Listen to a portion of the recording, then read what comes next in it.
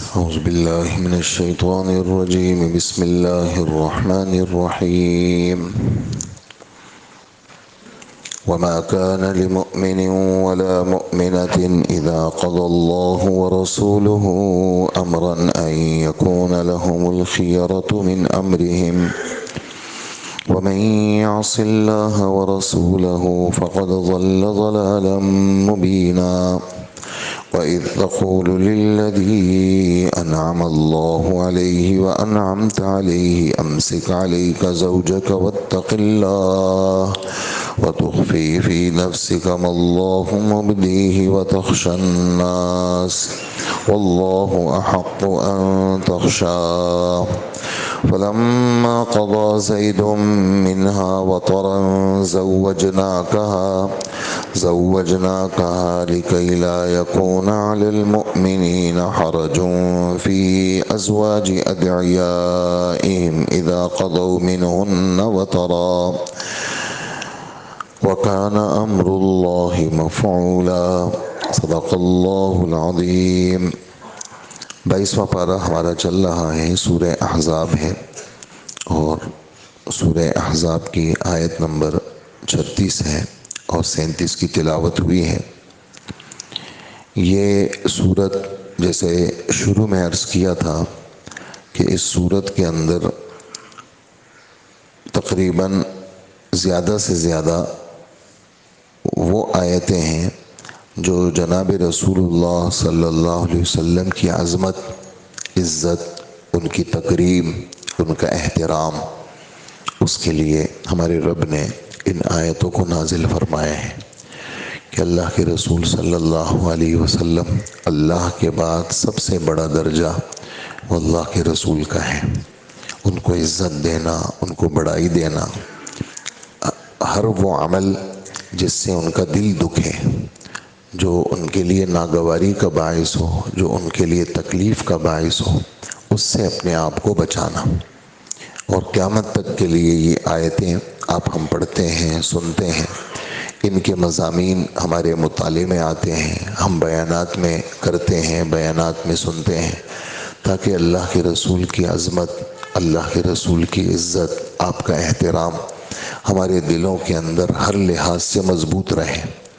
اور چونکہ دنیا حالات کی جگہ ہے اور قسم قسم کے حالات آتے ہیں، قسم قسم کے لوگ پیدا ہوتے ہیں، قسم قسم کے مقررین پیدا ہوتے ہیں، دانشور لوگ پیدا ہوتے ہیں، اور جو غلط لوگوں کی کتابیں پڑھ کر کے، ان کی صحبتیں اٹھا کر کے، وہ جو قطعی اور پکی چیزیں ہیں اس کا انکار کر بیٹھتے ہیں، اور اگر انکار نہیں کرتے تو اس میں شک شبے میں آ جاتے ہیں. اچھا، ہم نے تو اپنے بڑوں سے یہ سنا تھا، اچھا اب یہ باتیں ہیں، تو پھر وہ یعنی آہستہ آہستہ وہ مذہب کو خیرآباد کہہ دیتے ہیں اور مذہب کو چھوڑ دیتے ہیں اور کافر بن جاتے ہیں. اور اس طرح یعنی قیامت کے قریب زمانے میں ایسا بہت زیادہ ہوگا، ہو بھی رہا ہے. یعنی بہت ساری چیزیں آپ کے ہمارے مشاہدے میں آتی بھی ہیں، لیکن ایسا دور آئے گا جو یہ والی حدیث جو میں ابھی آپ کی خدمت میں پڑھوں گا کہ حضرت ابو ہریرہ رضی اللہ تعالی عنہ جناب رسول اللہ صلی اللہ علیہ وسلم سے پاک ارشاد نقل کرتے ہیں کہ بادروا بالاعمال فتنا کقطع اللیل المظلم. نیک اعمال میں ایک دوسرے سے سبقت کرو، آگے بڑھو، نیک اعمال میں ریس لگایا کرو، نیکیوں کے اندر آگے بڑھا کرو فتنوں کے آنے سے پہلے پہلے. اور فتنے ایسے ہوں گے جیسے رات کا اندھیرا جس میں اپنا ہاتھ بھی نظر نہ آئے. ایسے اندھیرے آتے ہیں کہ آدمی، بادل بھی ہیں، بارش بھی ہے، بجلی بھی نہیں ہے، چاند ستارے بھی نہیں ہیں، اور رات کا اندھیرا ہے. آدمی جو ہے وہ جب ہاتھ کو دیکھتا ہے وہ بھی نظر نہیں آتا. ایسے کالے فتنے اللہ کے رسول فرماتے ہیں آئیں گے. اچھا، ان فتنوں کا اثر کیا ہوگا؟ کہ وہ فتنے انسان کے دل دماغ کو متاثر کریں گے. اچھا دل دماغ کیسے متاثر ہوگا؟ مثالیں دیکھیں آپ حیران ہو جائیں گے، ہمارے نبی نے جو مثالیں دی ہیں۔ آپ فرماتے ہیں جیسے کہ یعنی آپ نے جو مثال دی ہمارے نبی نے وہ میں سنا دوں آپ کو، جیسے آگ کا انگارہ۔ جب آدمی آگ کا انگار، ایک تو یہ ہے کہ آگ کا انگارہ یہاں رکھ دیا تو بہت بڑی چھاپ پڑ جائے گی، آگ کا انگارہ رکھ دیا ہٹ گیا تو کھال بھی جل جائے گی، نیچے والا حصہ متاثر ہو جائے گا، وہ تو بڑے عرصے کے بعد جائے گا۔ لیکن ہمارے نبی فرماتے ہیں آگ کا انگارہ جب تو ویسے یوں پھینک دے تو وہ ہلکا ہلکا یہاں ایک ٹپکا کھایا اس نے، یہاں ٹپکا کھایا اس نے، ہلکا ہلکا وہ تمہارے بدن کو داغ بناتا ہوا چلا جائے گا۔ تو فرمائیں کہ یہ فتنوں کا اثر ایسے ہوگا جیسے آگ کا انگارہ ہلکا ہلکا لگ جائے تو ایک داغ چھوڑ جاتا ہے۔ تو فرمائیں آگ کے انگارے کا جیسے داغ ہوتا ہے ایسے ہی دل فتنوں سے داغدار ہو جائیں گے، دل فتنوں سے داغدار ہو جائیں گے۔ اور کبھی کبھار ایسے فتنے آئیں گے کہ آدمی کا دل اس فتنوں میں، جیسے آگ کے انگارے میں بدن جل جاتا ہے تو دل جل جائے گا۔ اس کا اثر کیا ہوگا؟ اللہ کے رسول فرماتے ہیں اس کا اثر یہ ہوگا کہ صبح کے وقت میں آدمی مسلمان ہوگا، شام کو کہے گا میں کافر ہو گیا، نعوذ باللہ۔ اللہ ہماری حفاظت کرے، یعنی اللہ وہ دن ہمیں نہ دکھائے کہ ہمارے بچے ہماری نسلیں۔ لیکن وہ یعنی عرب کی ایک خاتون ہے مصر کی، اور اس نے یعنی ایک مضمون لکھا، اس نے کہا کہ ہمارے جو دادا تھے بہت بڑے عالم تھے، مصر کے بہت بڑے عالم تھے۔ تو ہمارے دادا کو اللہ پاک نے ایسی شہرت دی تھی کہ وہ یعنی لوگ ان کو ممالک میں بلاتے تھے، اور پھر انہوں نے جیسے امریکن، کینیڈین یا یورپین یا اس طرح کی نیشنلٹیاں پیش کی۔ تو ہمارے دادا یعنی خود تو جاتے تھے بیانات میں مختلف جگہوں پہ، لیکن ہمارے لیے انتہائی سخت ان کا موقف تھا کہ میں اس طرح میں نہیں کروں گا کہ میرے بچے جا کر کے کسی ملک کے اندر مسلسل ایسے رہیں۔ تو ہم سمجھتے تھے کہ ہمارے دادا پرانے خیالات کے آدمی ہیں اور ابھی معاملہ جدت کی طرف ہے، ہمارے دادا اس طرح کیوں کرتے ہیں؟ تو ان کا بیان ہے کہ یہ والی بات تو کافی پرانی ہو گئی، اب تو میں بھی بوڑھی ہو گئی، جو خاتون یہ مضمون لکھ رہی ہیں اب تو میں بھی بوڑھی ہو گئی، لیکن میرے دادا کی جو سوچ تھی وہ بہت شاندار تھی، اس لیے کہ میں دیکھتی ہوں کہ ہمارے خاندان کے جو لوگ ان ممالک کے اندر آ کر کے بس گئے، اور تو کہا مجھے معلوم ہے کہ فلانے فلانے فلانے فلانے فلانے جو اوپر کی جو سطح کے لوگ تھے وہ تو مسلمان تھے، لیکن اس وقت جو ان کے دوسری تیسری چوتھی نسل چل رہی ہے انہوں نے اپنے مذہب کو چھوڑ دیا ہے اور وہ اپنے مذہب والے نہیں ہیں۔ ابھی ایک رائے میں ہمارے ایک تعلق والے سے ملاقات ہوئی تو انہوں نے کہا کہ ہماری تشکیل ہوئی تھی، یعنی امریکہ کا اثر ہے اس ملک کے اوپر، نام میرے ذہن سے نکل گیا، کولمبیا نام لیا تھا، کیا نام لیا تھا، امریکہ کے زیر اثر ہے، اس کے قریب میں ہی ہے، اور کہا کہ تقریباً جو ہے وہ 7 لاکھ روپے تو کرایہ تھا صرف، اور ہم 3 مہینے کے لیے گئے تھے۔ تو وہاں پر جو یعنی پورے اس ملک میں جس کی آبادی پاکستان سے بھی زیادہ ہے، اس ملک میں پاکستان سے بھی زیادہ آبادی ہے، اس ملک کے اندر صرف 3 مسجدیں ہیں، اور ان 3 مسجدوں میں یعنی صرف نماز کے وقت میں کھلتی ہے اور اس کے بعد بند ہو جاتی ہے، باقی مصلے ہیں۔ ہماری چونکہ رہائش مسجدوں میں منع تھی، ہم ہوٹلوں میں رہتے تھے اور ہم مسلمانوں سے ملتے تھے۔ زیادہ تر لوگ جہاں آباد ہیں وہ عرب کے لبنان کے لوگ آباد ہیں، کہ لبنان والے لوگ ہیں۔ تو ایک آدمی کو جیسے ہم نے وصول کیا، وہ آئے، 17 سالہ بیٹا بھی اس کے ساتھ آیا، تو وہ جو بیٹا تھا 17 سالہ، تو وہ باپ اس کو وضو سکھا رہا تھا، تو اس نے کہا کہ اس بچے نے آج تک وضو نہیں کیا، یعنی مسلمان باپ کا بیٹا اور اس بچے نے آج تک وضو نہیں کیا، آج پہلی دفعہ یہ زندگی میں وضو کر رہا ہے، اس وجہ سے میں اس کو وضو سکھا رہا ہوں۔ تو اس طرح لوگ یعنی مذہب کو چھوڑ دیتے ہیں، خیرآباد کر لیتے ہیں۔ تو یعنی اللہ جل جلالہ نے ہمیں جو ماحول دیا ہے، اور اللہ کا یہ بھی فضل ہے کہ ان ممالک میں یعنی دینی مراکز اور علماء کرام اور تبلیغی جو نقل و حرکت ہے ان ممالک میں ہے، لیکن ہم اپنے ملک کا حال دیکھیں جس میں آپ سمجھیں کہ 1500 سے 2000 تک کی سال کی جماعتیں اندرون ملک چل رہی ہیں، اور دن کو جو ہے وہ تقریباً 200 300 400 جماعتیں نکلتی ہیں، اور پورے ملک کے اندر ہزاروں لوگ اس نقل و حرکت کے اندر ہیں، ہزاروں لوگ، اور تھوڑا سا کوئی جوڑ ہو جاتا ہے تو اس کے اندر ہزاروں لوگ 7 مہینے سال کے لیے اور 4 مہینے کے لیے اس طرح نکلتے ہیں۔ لیکن پھر بھی دینداری کی جو رفتار ہونی چاہیے وہ ہم خود اپنی آنکھوں سے مختلف جگہوں پہ ہمیں نظر آتی ہے۔ تو فتنوں کا یہ اثر ہوتا ہے کہ صبح کے وقت میں آدمی مسلمان ہوگا، ہمارے نبی فرما رہے، اور شام کے وقت میں آدمی کافر ہو جائے گا۔ اچھا، شام کو مسلمان ہوگا تو صبح کو کافر ہو جائے گا، اور اپنے دین کو چند پیسوں کی خاطر وہ بیچ دے گا۔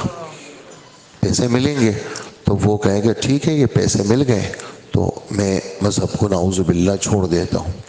تو یہ ہمارے یعنی حضور صلی اللہ علیہ وآلہ وسلم سے محبت، مسجد سے محبت، دین سے محبت، علماء سے محبت، دین والوں سے محبت، یہ محبتیں، قرآن سے محبت، حدیث سے محبت، تو یہ محبتیں آدمی کی حفاظت کرتی ہیں، اور آدمی کو جیسے اللہ پاک نے اپنے نبی کی محبت، اپنے نبی کی عظمت، کہ بھئی نبی کا خیال رکھنا، صحابہ کا خیال رکھنا، صحابہ کا خیال رکھنا، بزرگوں کا خیال رکھنا، تابعین ائمہ کا خیال رکھنا، امام ابو حنیفہ، امام شافعی، امام مالک، امام احمد ابن حنبل، ان کا خیال رکھنا، اللہ والوں کا خیال رکھنا، جو اللہ والے ہیں ان کا خیال رکھنا، یعنی ان سے محبت رکھنا، ان کے پاس بیٹھنا۔ یہ بچے جو چھوٹے چھوٹے بچے ہوتے ہیں، جیسے ماں کی اور باپ کی صفات بچوں میں منتقل ہوتی ہے، تو اس کی وجہ کیا ہوتی ہے؟ وہ محبت ہوتی ہے۔ ماں اور باپ کی محبت ہوتی ہے تو صفات منتقل ہوتی ہیں، اور بچوں کو ماں باپ سے محبت ہوتی ہے تو بچے اپنے ماں باپ سے صفات لیتے ہیں۔ تو یہ جو صحبت اور محبت یہ آدمی کے اندر چیزوں کو شفٹ کرتی ہے، منتقل کرتی ہے، اور پھر وہ ایسے نشان چھوڑ دیتی ہے جو نشان مٹتے نہیں ہیں، اور آدمی کے اندر اوپر ایک چھاپ ڈال دیتے ہیں، وہ چھاپ پھر اس سے منتقل ہوتی ہے اور دوسرے لوگوں میں وہ چیز جاتی ہے۔ خیر، یہ تو ایک تمہیدی بات تھی چھوٹی سی۔ یہ جو آیتیں ابھی آپ نے آیت نمبر 36 سنی ہے، اس میں اسی طرح کے واقعات کی طرف اشارہ ہے۔ مثال کے طور پر یعنی اگرچہ سامنے جو قصہ ہے وہ تو زید ابن حارثہ کا ہے کہ اللہ کے رسول صلی اللہ علیہ وآلہ وسلم، ان کا اپنا قصہ ہے۔ زید ابن حارثہ، ان کو یعنی بڑے خاندان کے آدمی تھے، لیکن ڈاکوؤں نے ان کو وہ کر لیا اور آ کر کے مکہ مکرمہ کے بازار میں بیچ دیا۔ لڑکے تھے، نوجوان تھے، 15 16 17 سال کی عمر تھی، تو حضرت خدیجہ رضی اللہ عنہا نے خریدا۔ حضرت خدیجہ رضی اللہ عنہا نے اللہ کے رسول کو ہدیہ کیا کہ یہ آپ کی خدمت کریں گے۔ زید ابن حارثہ یہ ان کا نام تھا۔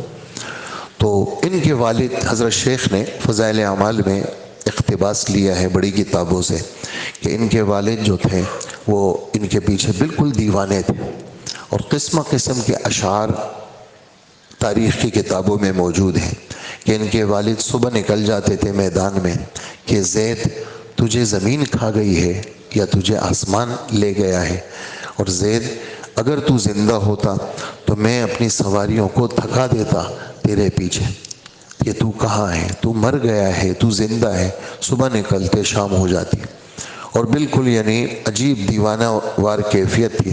خدا کی شان ایسی ہوئی کہ ان کے کچھ لوگ یعنی تجارت کی غرض سے مکہ مکرمہ آئے، تو وہاں پر زید سے ملاقات ہوئی، تو زید کو دیکھا اور آ کر کے اطلاع دی کہ تمہارا بچہ تو مکہ مکرمہ میں غلامی میں ہے۔ انہوں نے، اس زید نے پیغام بھیجا کہ میں اچھے لوگوں کی غلامی میں ہوں اور میں یہاں خوش ہوں۔ خیر خدا کی شان، ان کے چچا، ان کے بھائی ان کو لینے کے لیے آ گئے۔ جب لینے کے لیے آ گئے تو انہوں نے اللہ کے رسول سے ملاقات کی اور ان کی خاندانی شرافت کو بیان کیا۔ تو اللہ کے رسول نے فرمایا کیا بات ہے؟ کہنے لگے کہ یہ ہمارا بچہ ہے اور آپ لوگوں کی غلامی میں ہے، آپ لوگ تو اچھے لوگ ہیں، اس کے عوض میں جتنے پیسے چاہیے وہ آپ لوگ لے لیں اور اس بچے کو ہمارے حوالے کریں۔ تو اللہ کے رسول نے زید کو بلایا اور زید کو کہا کہ زید تم ان کو جانتے ہو؟ کہا جی اللہ کے رسول، یہ میرے بھائی ہیں، یہ میرے چچا ہیں، تو یہ اس طرح آپ کو لینے کے لیے آئے ہیں۔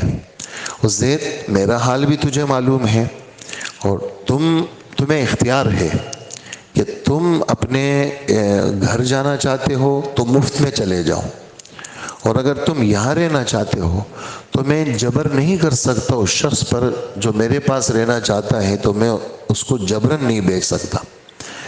تو انہوں نے کہا کہ آپ نے تو استحقاق سے بھی زیادہ اچھا معاملہ کیا، تو زید سے پوچھیں بس، اب زید جو کہے گا۔ تو زید نے کہا کہ میں تو ان کو نہیں چھوڑ سکتا، یعنی اللہ کے رسول کو نہیں چھوڑ سکتا۔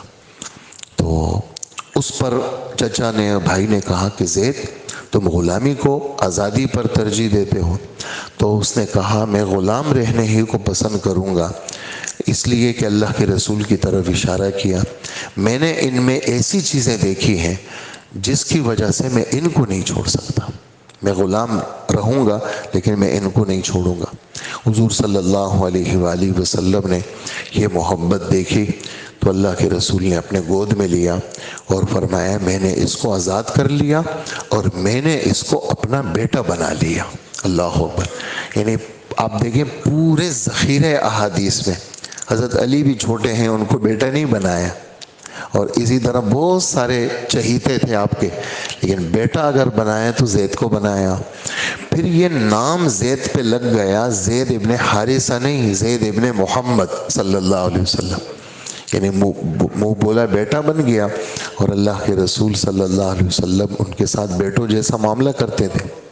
تو قرآن پاک کی وہ آیت جو آپ حضرات نے سورہ احزاب میں شروع میں سنی ہے، وہ آیت جب نازل ہوئی تو کیا ہوا کہ وہ نام جو اعزاز کا تھا محمد کا، ان کے نام کے ساتھ وہ ہٹ گیا، اور وہ ہٹ گیا تو باپ کا نام آ گیا، اور اس کی پوری تفصیل آپ حضرات نے سن لی ہے کہ یعنی جو نام بھی نہیں لگا سکتے، اصلی باپ کا نام لگے گا، جو دوسرا باپ ہے اس کا نام نہیں لگے گا، کاغذات ہوں یا جو بھی ہوں، سب چیزوں کے اندر اصلی باپ کا نام ہوگا۔ وہ ساری تفصیل آپ نے سن لی۔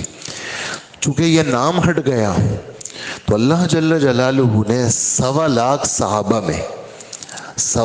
صحابہ میں اللہ نے اس کا بدلہ یوں دیا کہ 1.25 صحابہ میں سے کسی کا نام قرآن میں نہیں ہے، لیکن چونکہ یہاں وہ اعزاز زید کے نام سے ہٹا تو اللہ جل جلالہ نے اس آیت نمبر 37 میں حضرت زید رضی اللہ عنہ کا نام قرآن میں ذکر کیا ہے، اور یہ قیامت تک رہے گا، اور کم سے کم ایک حرف پہ 10 نیکیاں ملتی ہیں۔ کیا دوستو؟ ایک حرف پہ 10، زید، زا یا دال، 30 نیکیاں پڑھنے والے کو ملے گی، اور زید کا نام ہمارے رب نے قرآن میں ذکر کر لیا چونکہ وہ اعزاز ختم ہوا۔ خیر بیٹا بن گئے، آزاد ہو گئے۔ اب اللہ کے رسول نے چونکہ حضور کا بیٹا ہے اور نام پھر زید ابن حارثہ ہو گیا، کسی زمانے میں غلامی کا داغ تھا ان کے اوپر، اب تو آزاد ہیں، اور اپنے علاقے میں تو بڑے خاندانی آدمی تھے، جیسے بہت سارے لوگ اپنے علاقوں میں بڑے جائیداد والے ہوتے ہیں، بڑے لوگ ہوتے ہیں، لیکن جب مزدوری پہ جاتے ہیں تو بیچارے ٹھیلا بھی چلاتے ہیں، اور فٹ پاتھ پہ بھی بیٹھتے ہیں، مزدوری کے لیے نکلے ہیں، ہے تو بڑے جائیداد قسم کے لوگ، لیکن جب مزدوری پہ آتے ہیں تو چھوٹے چھوٹے کام کرتے ہیں، لوگ سمجھتے ہیں تو ایسے ہی ہیں، حالانکہ ہوتے وہ بہت اونچے لوگ ہوتے ہیں، لیکن یہاں رزق کے لیے آئے ہیں تو چھوٹے چھوٹے کام کر رہے ہیں۔ تو کسی زمانے میں غلامی کا داغ لگا تھا، تو اللہ کے رسول نے رشتہ بھیجا اپنی پھوپھی ذات حضرت زینب بنت جحش۔ جحش یہ اللہ کے رسول کے پھوپھا تھے، پیغام بھیجا آپ نے، اور وہ تو حضور کی پھوپھی ذات تھی، قریش کی تھی، خاندان بڑا تھا، اور یہ ان پہ غلامی کا داغ لگا ہوا تھا۔ تو ان کے جو بھائی تھے زینب کے، ان کا نام تھا عبداللہ، حضور کے پھوپھی ذات عبداللہ ابن جحش، انہوں نے تھوڑا سا انکار کیا رشتے سے، اور زینب نے بھی منع کیا کہ یہ تو ہمارے میل کے نہیں ہیں۔ اس کو شریعت کے اندر کف کہتے ہیں، کاف فا واو، کف، کفون، جیسے ولم یکن لہ کفوا احد ہے نا قرآن، ہمسر، کفون کا ترجمہ ہمسر، یعنی خاندان کے اندر برابری۔ جیسے ہم دنیا میں دیکھتے ہیں کہ بھئی ہمارے کمیونٹی کا ہے، ہماری قوم کا ہے، قبیلے کا ہے، دیکھتے ہیں پیسوں کو لوگ دیکھتے ہیں، تجارت کو دیکھتے ہیں، بھئی کمیونٹی کا ہے لیکن لیول اس کا، معاش کا لیول کیا ہے اس کا، ہم تو ایسے رہتے ہیں، وہ کیسے رہتے ہیں، تب ہم اپنی بیٹی کا رشتہ دیں گے یا ان سے بیٹی کا رشتہ، اس کو کف کہتے ہیں، اور شریعت نے کف کا لحاظ رکھا ہے۔ تو یہاں پر حضرت زید اور زینب ان کا کف نہیں تھا، ٹھیک ہے، جب کف نہیں تھا، لیکن یہاں حکم یہ ہے کہ جب اللہ کے رسول کسی چیز کا حکم دے دے، ایک صحابی نماز پڑھ رہے تھے، اللہ کے رسول نے ان کو بلایا، انہوں نے نماز نہیں توڑی، نماز پوری کر کے آ گئے، تو آپ نے فرمایا میں نے تمہیں بلایا تم آئے نہیں، انہیں لگا میں نماز پڑھ رہا تھا، تو اس پر قرآن کی آیت اتری کہ جب اللہ کے رسول بلائے تو نماز توڑ دو، جب اللہ کے رسول بلائے تو نماز توڑ دو۔ تو یہاں پر جب اللہ کے رسول نے رشتہ بھیجا تو پھر وہ ساری چیزیں ختم ہو گئی، اب تو اللہ کے رسول کو ان کو ہاں کرنی چاہیے تھی، لیکن انہوں نے ہاں نہیں کی۔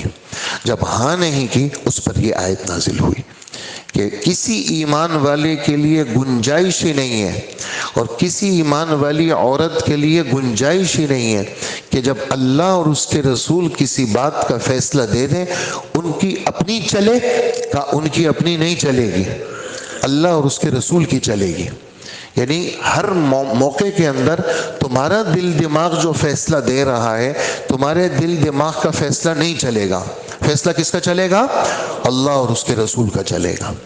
تو یہ اگرچہ یہ واقعہ چونکہ حضرت زید کا سامنے آ رہا ہے، تو حضرت زید کا واقعہ بھی اس آیت کے اترنے کا سبب ہوا۔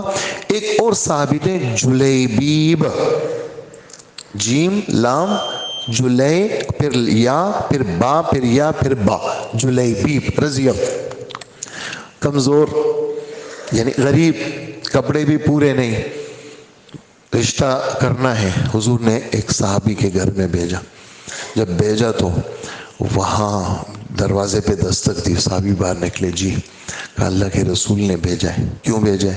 کہا آپ کی بیٹی کے ساتھ میرا رشتہ۔ تو وہ پریشان ہو گئے، میں بڑا خاندان، بڑی چیزیں میری، بڑا سسٹم، یہ فقیر، اس کو میں اپنی بیٹی کا رشتہ دے دوں؟ بیوی سے پوچھا، بیوی نے بھی جو ہے وہ پیچھے بیٹی تھی، بیٹی نے سنا کہ کیا گفتگو ہو رہی ہے، تو بیٹی کو بھی پتہ چلا، تو بیٹی نے کہا کہ اس شخص کو مت دیکھو، اس ذات کو دیکھو جس ذات نے بھیجا ہے، اس کی ظاہری شخصیت کو مت دیکھو، اس اللہ کے رسول کو دیکھو جس اللہ کے رسول نے ان کو بھیجا ہے۔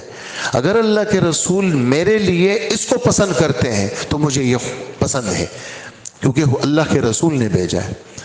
تو چونکہ تھوڑا سا یہاں انکار کی کیفیت تھی، اس پر بھی یہ آیت نازل ہوئی۔ اسی طرح 3-4 واقعات ہیں جس کے اندر پھر حضرت جلیبیب کی کیا شادی ہوئی، وہ تو جیسے ہاں ہو گئی، اور جناب وہ اللہ کے رسول نے کچھ مدد کی، صحابہ نے مدد کی، وہ چلے گئے اپنے لیے شادی کا سامان خریدنے کے لیے، اتنے میں اعلان ہوا کہ جی اللہ کے راستے میں نکلنا ہے اور اللہ کے راستے کے لیے تیاری ہو رہی ہے. حضور کہاں کا؟ حضور بھی جا رہے ہیں اللہ کے راستے میں. اور تو انہوں نے کہا اچھا میں ادھر اپنی شادی کا سامان خریدوں اور اللہ کے رسول اللہ کے راستے میں جائیں. اس پیسوں سے جناب گھوڑا خریدا، اسلحہ خریدا اور ہتھیار لیے اور اللہ کے رسول صلی اللہ علیہ وسلم کے ساتھ نکل گئے اور وہاں پر یعنی معرکے میں شریک ہو گئے اور کتنے کافروں کو مارا بھی اور شہید ہو گئے. اللہ کے رسول کو کیا پتا، واپس آئے. وہ بھائیوں وہ جلیبیب کی شادی بھی تو تھی، تو جلیبیب کا پوچھا تو کہا جلیبیب تو اللہ کے راستے میں شہید ہو گیا. تو اس طرح کے یہ واقعات بھی اس آیت کے نزول کا سبب ہے. بہرحال خلاصہ کلام یہ ہے کہ مرتے دم تک اللہ کے رسول کے ساتھ جڑنا، قرآن کے ساتھ جڑنا، یہ ہماری تربیت ہے، یہ ہماری ذہن سازی ہے، یہ ہدایت کی باتیں ہیں. اور جیسے گمراہی آہستہ آہستہ آدمی کے دل دماغ میں جڑیں پکڑتی ہیں اور آدمی مذہب سے دبا ہو جاتا ہے، ادھر ادھر ہو جاتا ہے، ایسے ہی ہدایت بھی آہستہ آہستہ دل میں آتی ہے، آہستہ آہستہ قرار پکڑتی ہے. اس پہ خود بھی رہنا، بچوں کو بھی لگانا، یعنی کسی کو آپ نے معاف نہیں کرنا. وجہ اس کی یہ ہے کہ یہ سب سے بڑی خیر خواہی ہے. کسی کو راشن دینا بہت بڑی بات ہے، کسی کے اسپتال کا انتظام کرنا، کوئی بیچارے دکھ درد میں کسی کے شریک ہونا، اس کا کوئی انکار کر ہی نہیں سکتا. ہم اس کی نفی کسی صورت میں نہیں کرتے. لیکن کسی کو نمازی بنانا، کسی کو اللہ والا بنانا، کسی کو اللہ کے ساتھ تعلق والا بنانا، اس کا بدل کوئی ہو ہی نہیں سکتا. اگر اس کا بدل ہوتا نا تو اللہ نبیوں کو اس کے لیے بھیجتے. تو اس کا بدل ہی نہیں ہے. کسی کو اللہ والا بنانا، اللہ کے ساتھ تعلق بنانا اور کسی کے دل دماغ کو مذہب کے اوپر جمانا، یہ بہت بڑا کام ہے اور بہت بڑی محنت ہے. تو یہ اس آیت کا گویا کہ ایک طرح سے خلاصہ تھا جو میں نے آپ کی خدمت میں پیش کیا. اللہ ہم سب کو عمل کی توفیق عطا فرمائے. آیت کا ترجمہ میں پیش کروں گا. صرف ایک آیت ہم نے پڑھی ہے. اور جب اللہ اور اس کے رسول وما كان لمؤمن ولا مؤمنة اذا قضى الله ورسوله امرا، جب اللہ اور اس کا رسول کسی بات کا حتمی فیصلہ کر دیں تو نہ کسی مومن مرد کے لیے یہ گنجائش ہے، نہ کسی مومن عورت کے لیے کوئی گنجائش ہے کہ ان کو اپنے معاملے میں کوئی اختیار باقی رہے. بھئی فیصلہ ہو گیا، بھئی ابا نے کہہ دیا بس، ہاں بس ہمارے والد صاحب ہیں، بس میرے استاد نے کہہ دیا، بس میرے دادا ہیں، ہمارے بڑے یہی ہیں، ہم تو اپنے بڑوں کی مان کے چلتے ہیں، بس انہوں نے کہہ دیا بس ہمارا اختیار ختم. اپنے دل دماغ رائے دے سکتے ہیں، والد صاحب کو رائے دے دی، اپنے بڑوں کو رائے دے دی، مشورہ دے سکتے ہیں. لیکن جب بڑوں نے ایک فیصلہ کر دیا، اب اس پہ اصرار کرنا، اب اس پہ کہنا نہیں آپ اس کو ذرا نظر ثانی کریں آپ، تو اس کا مطلب یہ ہوا کہ ہم اپنے بڑوں کی نہیں مانتے. والد صاحب کی، بڑوں کی ہمارے دل دماغ میں کوئی عزت ہی نہیں ہے کہ ہم ان کی بات کو مانیں. نہیں، جب بڑوں نے کہہ دیا اب ہمارا کوئی اختیار نہیں ہے. اب ہم اپنی چیزیں، اپنا دل دماغ اس کو بالکل ریورس کر دیں گے، پھینک دیں گے.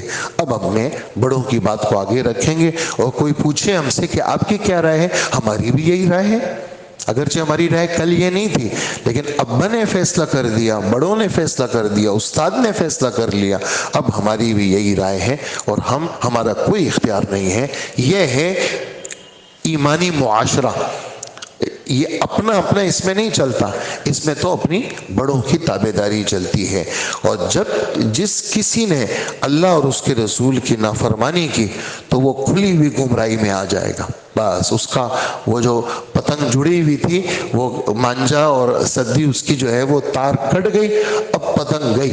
اب گئی کس کے ہاتھ میں لگتی ہے، وہ کون اس کو پکڑتا ہے، کون اس کو پھاڑتا ہے، کس کے ہاتھ میں گرتی. اور جب جڑی ہوئی ہے تو بس وہ کیا ہوگی، وہ بلندیوں پہ جائے گی. جناب اس کا وہ آپ تار چھوڑتے رہیں اور جا رہی، وہ کیوں، وہ جڑی ہوئی ہے. اور جب وہ کٹ گئی تو بس کٹ گئی، بس تو اس کو کاٹنا نہیں ہے، کھلی ہوئی گمراہی میں نہیں پڑنا. اللہ مجھے بھی نصیب فرمائے، آپ کو بھی نصیب فرمائے.